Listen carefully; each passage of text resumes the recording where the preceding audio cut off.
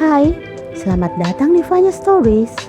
Di sini saya akan membahas true story, missing people, dan kisah-kisah menarik lainnya yang ada di internet. So, let's get to the story. Kasus hari ini saya akan meliput kasus pasangan, dan pasangan yang saya pilih adalah kasus Saya Suzuki dan mantan pacarnya Charles Thomas Ikinaga. Saya Suzuki adalah seorang siswa sekolah menengah berusia 18 tahun dan aktris yang penuh harapan pada saat pembunuhannya. Dia tinggal di The Mitaka Ward of the Tokyo Fracture pada saat itu.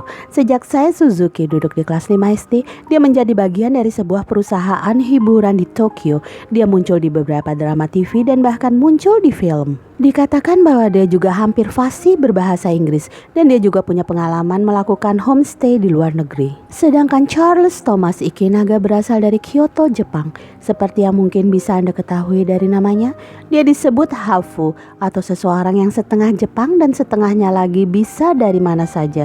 Saya tahu bahwa beberapa orang tidak suka mendengar tentang latar belakang atau kehidupan para pembunuh. Tapi menurut saya itu menarik dan saya pikir itu menambah cerita untuk mengetahui sedikit tentang mereka dan mengapa mereka melakukan apa yang mereka lakukan.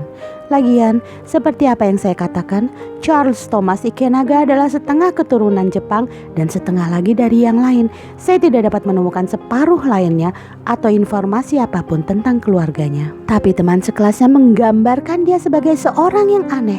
Mereka mencatat bahwa dia adalah penggemar berat anime dan bahkan ada yang menyebutnya sebagai anime otaku. Anime adalah animasi Jepang seperti acara TV dan film, dan otaku artinya seperti orang kutu buku.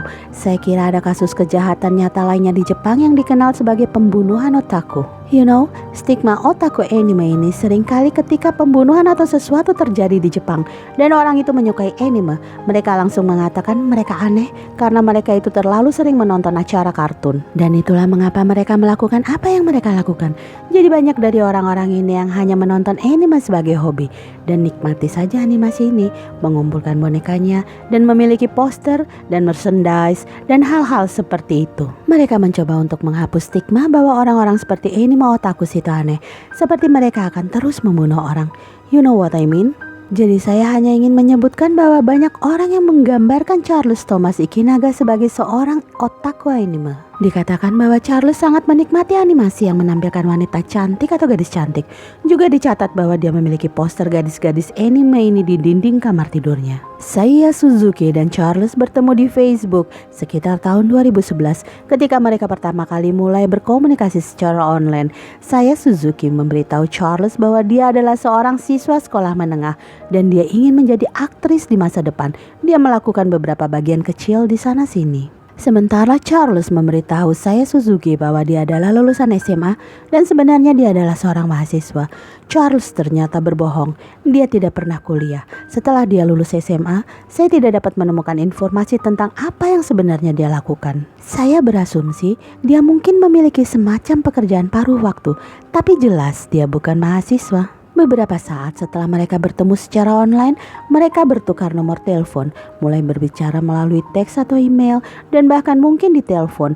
Mereka akhirnya mulai berkencan dan hubungan mereka digambarkan sebagai tidak sempurna. Saya melihatnya sama seperti yang Anda harapkan, dari seorang pria berusia 21 tahun yang berkencan dengan seorang gadis SMA berusia 18 tahun.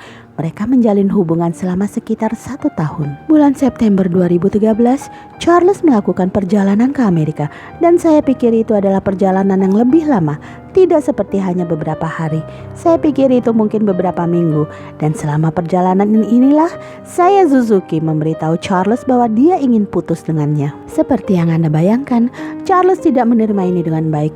Pada awalnya, Charles memintanya untuk tidak putus dengannya untuk memberinya kesempatan lagi. Tetapi saya Suzuki mengatakan kepadanya bahwa dia sudah memikirkannya. Saya Suzuki benar-benar ingin putus dengannya. Saat itulah Charles mulai menjadi sedikit lebih mengancam. Charles mengatakan bahwa jika saya Suzuki tidak tinggal bersamanya, maka dia akan membalas dendam padanya.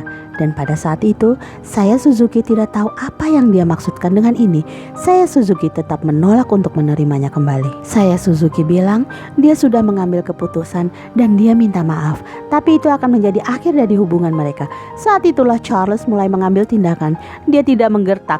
Charles mulai membocorkan foto telanjang yang saya Suzuki kirimkan secara online. Setelah membocorkan foto telanjangnya, Charles mulai mengirimi saya Suzuki email yang mengancam.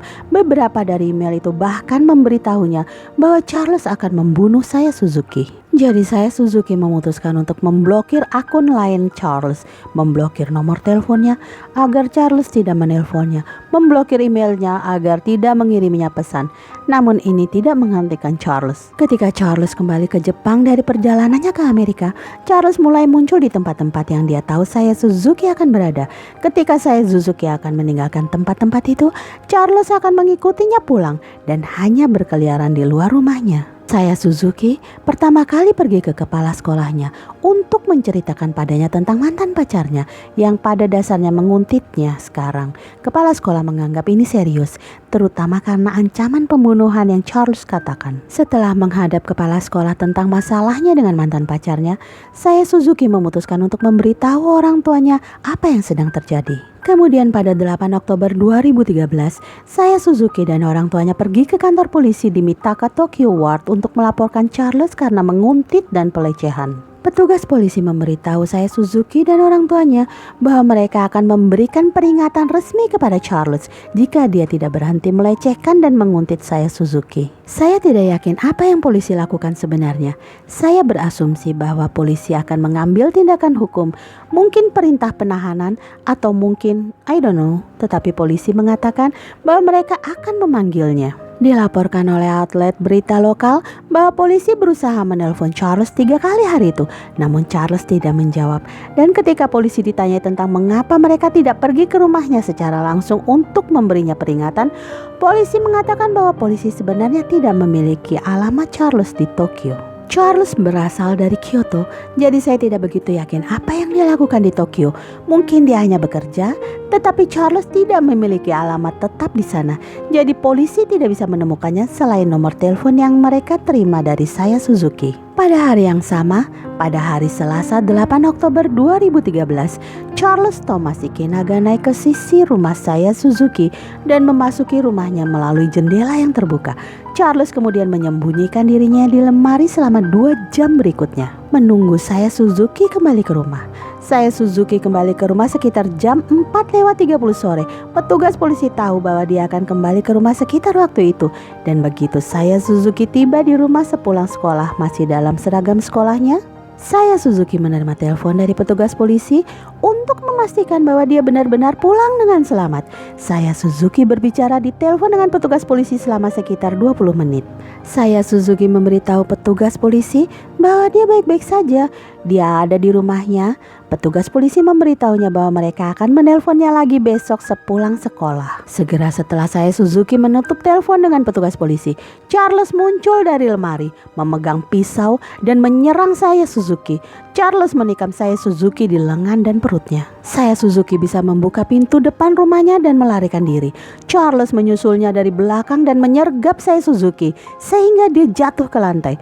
Charles langsung menusuk leher saya Suzuki. Seorang tetangga yang sedang berjalan-jalan dengan anjingnya di daerah tersebut pada saat itu mendengar keributan itu dan mencari. Saat itulah dia melihat seorang pria yang memakai sorban ungu melarikan diri dari tempat kejadian dan dia melihat saya Suzuki di tanah tidak bergerak. Pria ini segera menelpon polisi untuk melaporkan serangan itu dan ambulans segera dikirim. Saya Suzuki dilarikan ke rumah sakit terdekat, namun dia meninggal tidak lama setelah tiba di rumah sakit karena kehilangan darah. Selama ini Charles melarikan diri dari polisi dan selama ini dia tidak hanya berhasil menelpon ibunya, tetapi dia juga mulai memposting lebih banyak foto telanjang yang saya Suzuki kirimkan kepadanya secara online. Jelas Charles adalah tersangka pertama dan satu-satunya karena saya Suzuki baru saja melaporkannya karena menguntit dan mengancam akan membunuhnya pagi itu. Jadi polisi tahu siapa yang mereka cari dan dalam 1 jam polisi telah menangkap Charles Tomashiki Naga dalam jarak 600 meter dari rumah saya Suzuki. Ketika polisi menemukannya, dia mengenakan pakaian berlumuran darah. Dan ketika polisi bertanya tentang penyerangannya terhadap saya Suzuki, dia mengaku telah menikamnya. Segera Charles Thomas Ikinaga ditangkap dan ditahan sampai sidang. Persidangannya tidak dimulai sampai sekitar tahun 2015. Dan saat itulah dia dijatuhi hukuman 22 tahun di balik jeruji besi karena pembunuhan tersebut. Dan film porno balas dendam yang telah dibocorkannya dari saya Suzuki. Kasus ini pernah naik banding, namun dalam putusan kedua pada tahun 2017, Charles menerima hukuman yang sama, yaitu 22 tahun di penjara karena pembunuhan saya Suzuki. Meskipun keluarga saya Suzuki mencoba mengajukan banding atas putusan ini dengan mengatakan bahwa 22 tahun terlalu singkat bagi seseorang yang mengambil nyawa seorang siswa sekolah menengah berusia 18 tahun yang tidak bersalah, yang tidak melakukan kesalahan apapun, memiliki masa depan yang cerah, tetapi pengadilan tinggi Tokyo mendukung keputusan mereka dengan mengatakan bahwa itu adil dan tidak ada alasan untuk mengubahnya. Banyak orang mengatakan bahwa ada sedikit kelalaian polisi dalam kasus ini. Orang mengatakan bahwa ketika dia melaporkan pesan-pesan yang mengancam ini, polisi seharusnya menanggapinya dengan lebih serius. Polisi seharusnya memberinya semacam perlindungan pada saya Suzuki karena Charles mengancam hidupnya, mengatakan bahwa dia akan membunuhnya. Banyak orang mengatakan bahwa insiden itu terjadi terlalu cepat. Saya Suzuki dan keluarganya melaporkan Charles di pagi hari, dan kemudian pada jam 4 sore Charles sudah berada di rumahnya. Jadi tidak banyak yang bisa mereka lakukan. Itu kasus yang cukup singkat. Tidak ada banyak informasi tentang kehidupan saya Suzuki, kehidupan Charles, dan hubungan mereka. Itu karena fakta bahwa Charles merilis foto porno balas dendam itu, dan mereka ingin merahasiakan kehidupan pribadi mereka sebanyak mungkin. Saya memiliki perasaan campur aduk tentang kelalaian polisi dalam kasus ini. Maksud saya, secara pribadi, saya tidak bisa memikirkan apapun lagi yang bisa polisi lakukan hari itu. You know, saya Suzuki ada di sekolah sepanjang hari. Kecuali polisi memiliki petugas polisi di luar sekolahnya dan mengikuti saya Suzuki sampai ke rumahnya untuk memastikan bahwa dia ada di rumah. Tetapi bahkan jika polisi mengantarnya pulang, apakah mereka akan memeriksa setiap lemari di rumahnya sebelum polisi pergi? Saya rasa tidak. Bahkan jika polisi mengantarnya dari sekolah hingga ke pintu depan rumahnya dan saya Suzuki masuk, mengunci pintu di belakangnya, Charles mungkin akan mengetahui ini atau mendengar ini atau melihat ini dan menunggu sampai polisi pergi untuk menyerang saya Suzuki seperti yang dia lakukan, menunggu dia menutup telepon. Mungkin jika polisi menganggapnya lebih serius, polisi bisa memastikan bahwa orang tua atau wali saya Suzuki ada di rumahnya bersamanya setiap saat. Dia tidak pernah sendiri. Tetapi apakah polisi akan melakukan ini untuk setiap orang yang melaporkan penguntit atau sesuatu yang mengancam seperti ini? I don't know. Tentang putusan 22 tahun itu benar-benar pendek. Anda membunuh seseorang, mereka akan mendapatkan hukuman mati. Tetapi dalam kasus ini, Charles hanya mendapatkan 22 tahun. Charles menguntit saya Suzuki, dia mengganggunya, dia mengancamnya, dan dia merilis gambar-gambar porno saya Suzuki. Dia mempostingnya secara online untuk dilihat semua orang karena dia putus dengannya. Kemudian dia membunuhnya. 22 tahun kedengarannya terlalu singkat. Tapi ya, itu kasus saya Suzuki dan mantan pacarnya Charles Thomas Ikinaga. Saya ingin tahu apa pendapat Anda tentang kasus ini di komentar di bawah. Beritahu saya apa pendapat Anda tentang polisi atau putusan pengadilan. Terima kasih banyak telah mendukung channel saya dan mendukung semua yang saya lakukan. Saya sangat menghargai itu. Good morning and have a nice day. Thanks for joining. Jika Anda suka, jangan lupa untuk subscribe, like, dan share ke teman-teman. Sampai jumpa di cerita berikutnya. Bye-bye.